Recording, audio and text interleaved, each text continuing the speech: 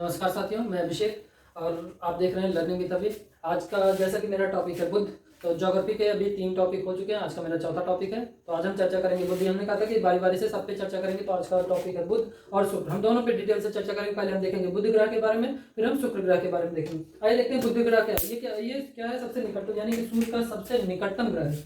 ये सूर्य का सबसे निकटतम ग्रह, सबसे निकटतम ग्रह है।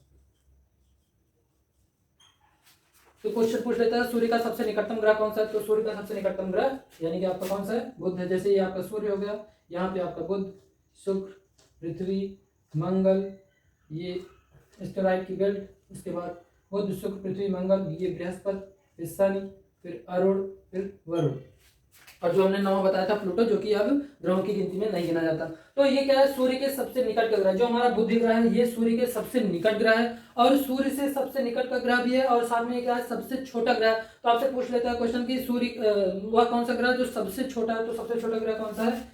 बुध, यानी कि ये सबसे छोटा ग्रह भी है,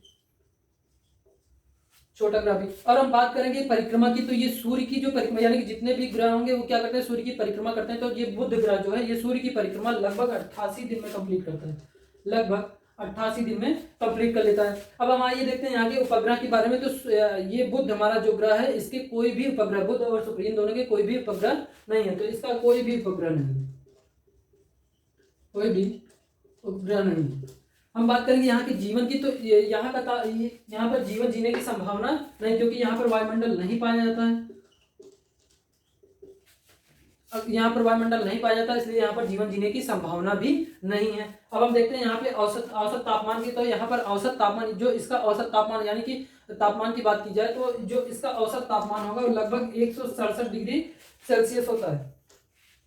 यानी कि इसका औसतन तापमान जो है वो 167 डिग्री सेल्सियस होता है। और बात की जाती है कि बुध, कहा जाता है कि बुध ग्रह का जो दैनिक तापांतर होता है वो सबसे अधिक होता है। दैनिक तापांतर का मतलब जैसे अगर मान लीजिए सुबह के समय का ताप कुछ दूसरा है, और शाम के समय के सुबह के समय का ताप और शाम के समय के ताप, इन दोनों तापों के अंतर को ही क्या बोलते हैं? दैनिक तापांतर बोलते हैं। जैसे यहाँ का ताप बहुत ज्यादा होगा और रात के समय ताप जो है बहुत कम होगा, और जब उन दोनों का अंतर निकालेंगे, यानी कि जो उन दोनों का अंतर निकलेगा वही क्या कहलाता है? दैनिक तापांतर कहलाता है। तो सबसे अधिकतम जो दैनिक तापांतर होता है वो बुध ग्रह का होता है, लगभग 610 डिग्री और 610 डिग्री सेल्सियस के बराबर होता है। हमने कहा ये बुध ग्रह का जो दैनिक तापांतर होता है वो सबसे अधिक, यानी कि जितने भी ग्रह होते हैं सबसे अधिक जो है इसका दैनिक तापांतर सबसे अधिक होता है। दैनिक तापांतर का मतलब यानी कि सुबह का ताप जो है अधिक रहेगा और शाम का ताप सबसे कम रहेगा, और उन दोनों तापों के अंतर को ही हम क्या बोलेंगे? दैनिक तापांतर बोलेंगे। अब हम चर्चा करते हैं इसकी कृत्रिम उपग्रह की। तो इसका एक कृत्रिम उपग्रह है जिसका नाम है मैरिनर 10, जो कि नासा के द्वारा 3 नवंबर,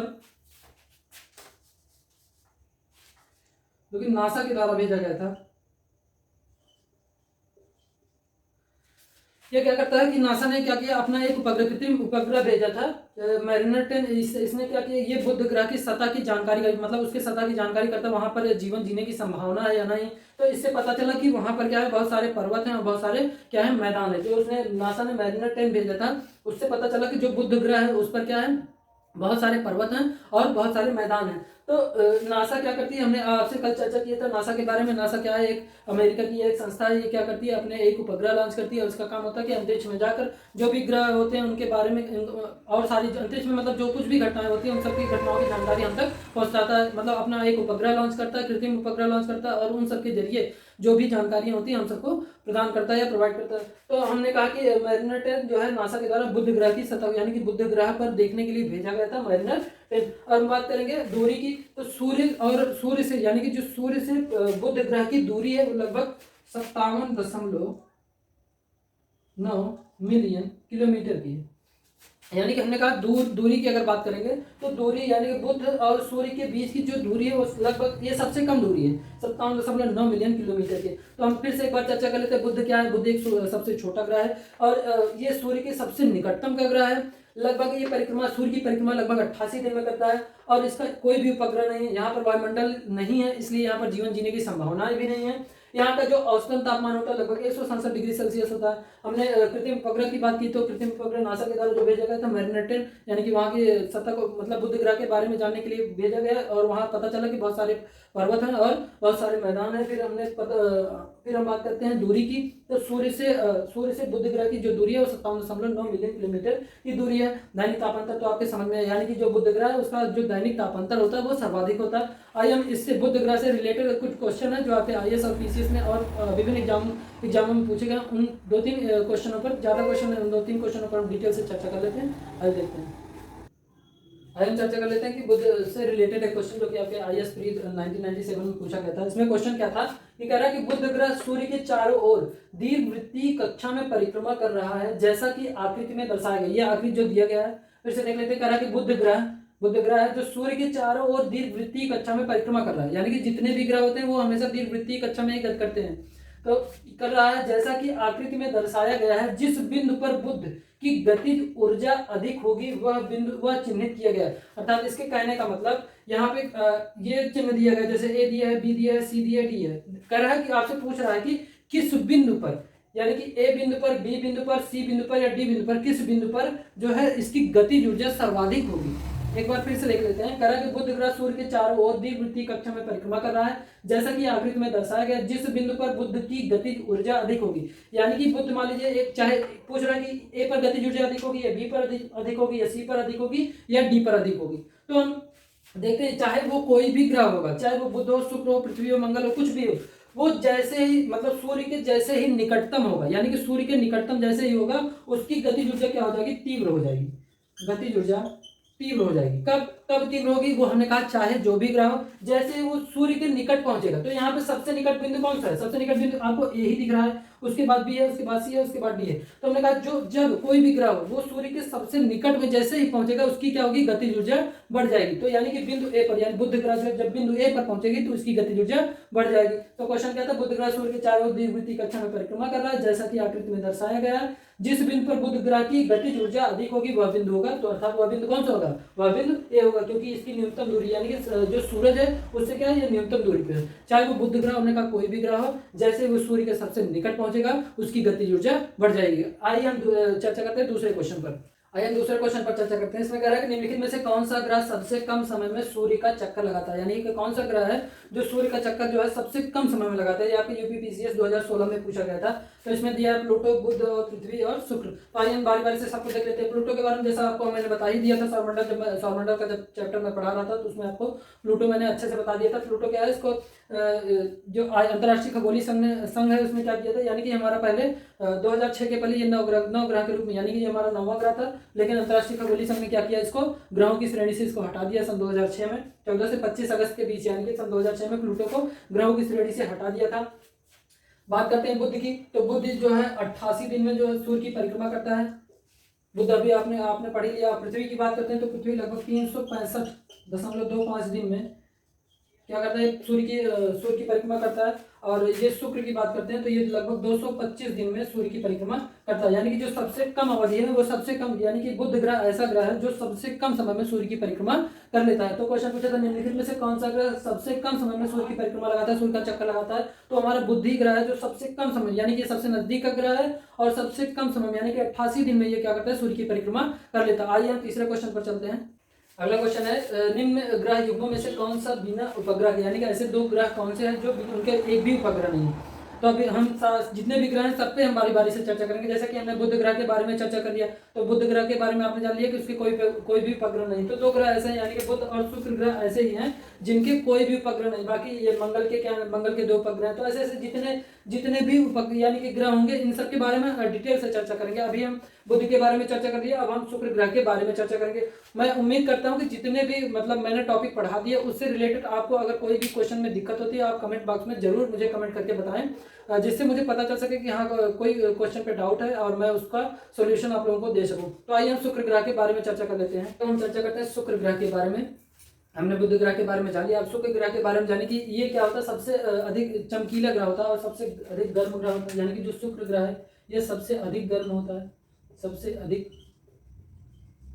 गर्म ग्रह होता है और सबसे अधिक साथ इसलिए क्या होता है, सबसे अधिक चमकीला भी होता है, सबसे अधिक चमकीला भी होता है। और निकटता की बात करें तो यानी कि बुध के बाद ही हमारा क्या आता है, शुक्र ग्रह आता है। यानी कि सूर्य से अगर निकटता की दूरी देखा जाए तो ये दूसरे नंबर पर, पहले नंबर पर यानी कि बुध आएगा और दूसरे नंबर पर हमारा कौन सा ग्रह आएगा निकटता की दूरी से, तो ये शुक्र ग्रह आएगा। हम दूरी की बात करेंगे तो यहाँ पे अगर सूर्य से शुक्र ग्रह की दूरी जो होती है 108 मिलियन किलोमीटर होती है, 108 मिलियन किलोमीटर होती है। यानी कि जो सूर्य से शुक्र ग्रह की दूरी है वो 108 मिलियन किलोमीटर है। और अगर परिक्रमा की बात करते हैं तो यानी कि जो शुक्र ग्रह है ये सूर्य की परिक्रमा लगभग 225 दिन में करती है, लगभग 225 दिन में करती है। और यहाँ के अगर औसत तापमान की बात की जाए तो यहाँ का औसत तापमान लगभग 464 डिग्री सेल्सियस होता है, 464 डिग्री सेल्सियस होता है। और 464 डिग्री सेल्सियस होने के कारण यहाँ पर क्या होता है, तापमान अधिक होता है। तापमान अधिकता के कारण यहाँ पर वायुमंडल की बात करेंगे, अगर हम वायुमंडल यानी कि जीवन की बात करेंगे, जीवन यानी कि अगर वायुमंडल होगा तो वहाँ पर जीवन संभव होगा। लेकिन वहाँ पर वायुमंडल में क्या है, कार्बन डाइऑक्साइड की अधिकता होने के कारण यानी कि तापमान जो है 400 डिग्री सेंटीग्रेड के ऊपर ही रहता है। और CO2 अधिकता होने के कारण जैसे कि तापमान जो होता है बहुत अधिक होता है, तो वहाँ पे ऐसी स्थिति बनी रहती है जैसे प्रेशर कुकर का होता है, वैसी ही स्थिति जो होती है शुक्र ग्रह पर होती है। इसलिए वहाँ पर भी जीवन जीने की संभावना नहीं है। अब हम देखेंगे जीवन जीने की संभावना यहाँ क्या है, नहीं है। और उपग्रह की बात करेंगे तो जैसे बुध ग्रह का कोई भी उपग्रह नहीं, वैसे हमारे शुक्र ग्रह का भी कोई भी उपग्रह नहीं, यानी कि इसके उपग्रहों की बात की जाए तो एक भी उपग्रह नहीं है। और अंतरिक्ष यान की बात की जाए तो जैसे ही बुध ग्रह का एक अंतरिक्ष यान भेजा गया था, वैसे ही नासा के द्वारा बुध ग्रह के द्वारा बुध ग्रह पर नासा के द्वारा जैसे भेजा गया था, वैसे ही शुक्र ग्रह के लिए यानी शुक्र ग्रह पर उसको वहां की स्थिति जानने के लिए यहाँ पर भी एक अंतरिक्ष यान भेजा गया नासा के द्वारा, जिसका नाम था मैगलेन अंतरिक्ष यान।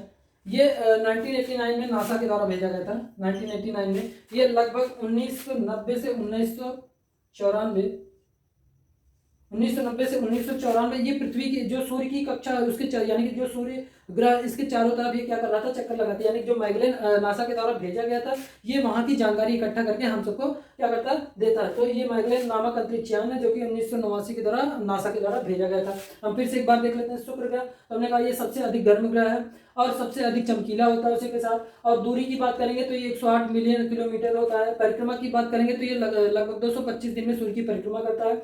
यहाँ के औसतन तापमान की बात की हमने तो औसतन तापमान 464 डिग्री सेंटीग्रेड होता है।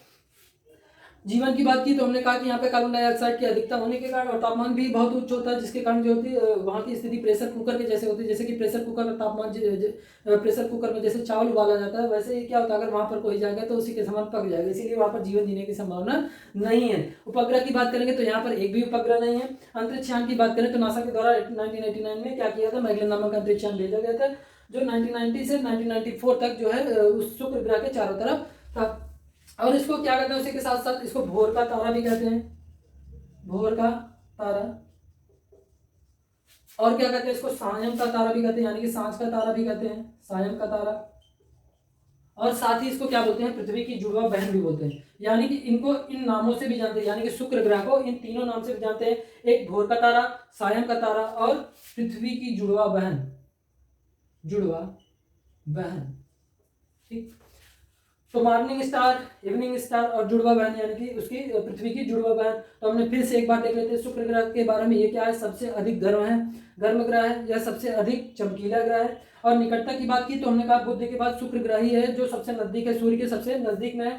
दूरी की बात की हमने, इसकी दूरी 108 मिलियन किलोमीटर है।